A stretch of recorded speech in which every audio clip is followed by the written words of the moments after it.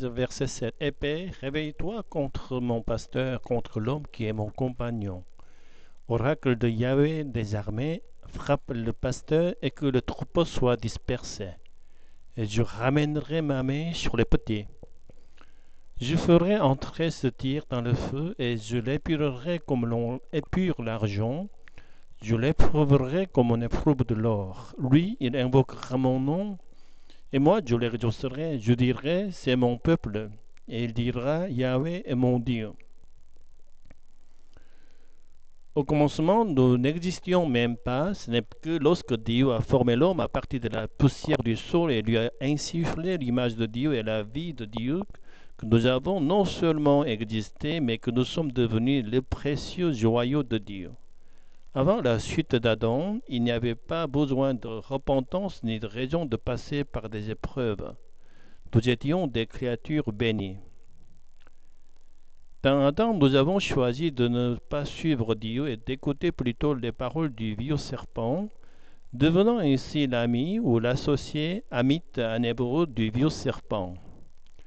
Dans Zacharie 13, verset 7, Dieu ordonne de frapper le compagnon amite de Dieu, le berger. Dans un monde sans le compagnon de Dieu, Dieu a envoyé son Fils Jésus-Christ pour nous, qui sommes devenus les compagnons du vieux serpent, afin que, par son jugement de son propre corps, il ouvre la voie pour nous de redevenir les compagnons de Dieu, le peuple de Dieu. En suivant le déroulement de Zacharie 13, on voit que lorsque la source du sang de Jésus-Christ est ouverte, alors seulement le nom des idoles sera complètement éliminé devant le véritable Messie de Dieu, prophète, roi, prêtre, Jésus-Christ. Les faux prophètes seront honteusement rejetés et personne ne pourra plus se prétendre prophète. Or, la venue du Fils de Dieu, le compagnon de Dieu, et même le sacrifice de sa vie ne signifie pas immédiatement l'accomplissement du royaume de Dieu.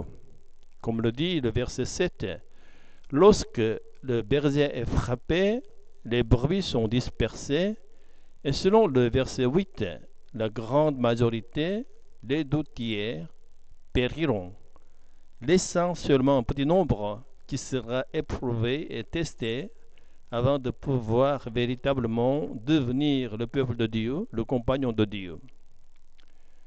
Enfants bien-aimés du Seigneur, ne considérons pas l'épreuve du feu comme étrange, car s'il s'agit d'une épreuve par laquelle Dieu nous affine, nous sommes un petit nombre d'élus. Déjà, en Jésus-Christ, nous sommes les compagnons de Dieu. Mais maintenant, il y a une purification à travers les épreuves pour devenir les joyaux purs de Dieu, dignes de la vie éternelle. L'Esprit Saint nous accompagnera pour vaincre toutes les épreuves et purifications. Devant nous, seuls les meilleurs jours restent.